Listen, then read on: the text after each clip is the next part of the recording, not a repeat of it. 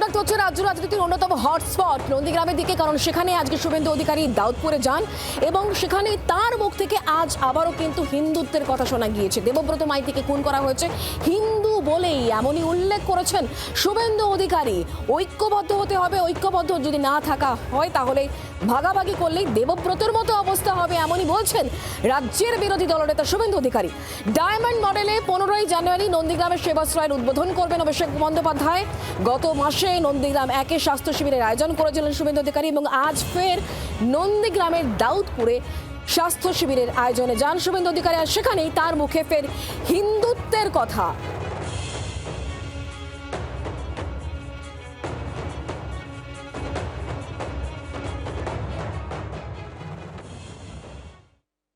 এবার তৃণমূল কংগ্রেস অভিষেক বন্দ্যোপাধ্যায় বিশেষ করে এই নন্দীগ্রামে নজর রাখতে চলেছেন।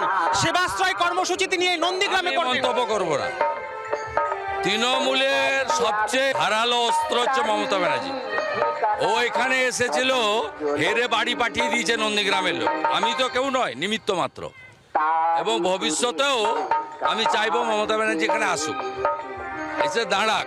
আমি জিতেছিলাম 2000-এ, অভিজিৎ গাঙ্গুলি লিড দিয়েছে 8200।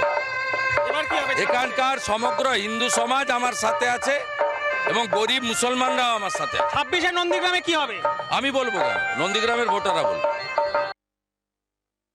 এখানে হিন্দুরা সংখ্যায় কম থাকার জন্য আপনাদের অনেক চাপে থাকতে হয়। হিন্দু বলেই দেবব্রত মাইতিকে খুন হতে হয়েছে 2021 সালে। রথিবালা আড়ি, তাকে গড়চক্রবেড়িয়ার গুন্ডা বাইক বাহিনী বাড়িতে ঢুকে মাঝরাত্রে খুন করেছে হিন্দু বলেই।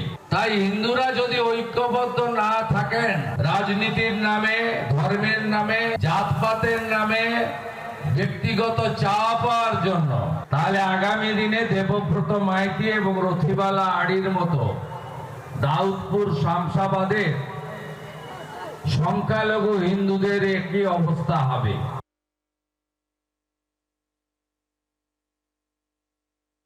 তৃণমূলের মমতা ব্যানার্জি ছাড়ার বড় কোনো অস্ত্র নেই। ওরা বলে, আমি বলি না। আমি বলি এটা চোরেদের অস্ত্র। আর যার অনুপ্রেরণায় আলিপুর চিড়িয়াখানাতে সিংহ শাবকও জন্মগ্রহণ করে। আমি চাইবো 26-এর ভোটে মমতা ব্যানার্জি নন্দীগ্রামে আবার লড়ুন। তিনি এখানে একবার হেরেছেন, আরেকবার আসুন। আমি 1956-র সঙ্গে আরেকটা শূন্য লাগিয়ে 20,000 ভোটে হারাবো। বিরোধী দলনেতা শুভেন্দু অধিকারী বক্তব্য শোনেন। তিনি যে দাবি করছেন তার পরিপ্রেক্ষিতে তৃণমূল কংগ্রেস নেতা দেবাংশু ভট্টাচার্য তার কি বক্তব্য শোনাবো। আগে নিজের পার্টিটাকে একজোট করুক, তারপরে তো হিন্দু একজোট করবে। আর হিন্দু একজোট করবে বলতে কে, ওনাকে হিন্দুদের ঠেকা কে দিয়েছে? এ তো অনেকটা গায়ে মানে না আপনি মোড়ল। ভারতবর্ষের মাটিতে 80% হিন্দু, আর গোটা ভারতবর্ষে বিজেপি মেরে কেটে 35%-এর কাছাকাছি ভোট পায়। তো যে দলটা 80% হিন্দুর মধ্যে 35% ভোট পায়, সেই দলটাকে তো ভারতবর্ষেরই অধিকাংশ হিন্দু সেই দলটার বিরোধী। তারা আবার বিশ্ব হিন্দুকে একত্রিত করতে নেমেছে।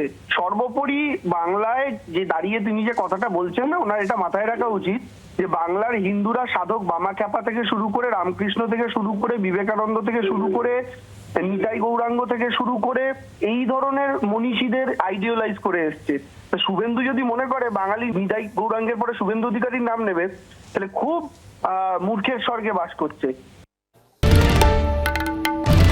বাংলার আওয়াজ, বাঙালির আবেগ, জি 24 ঘন্টা।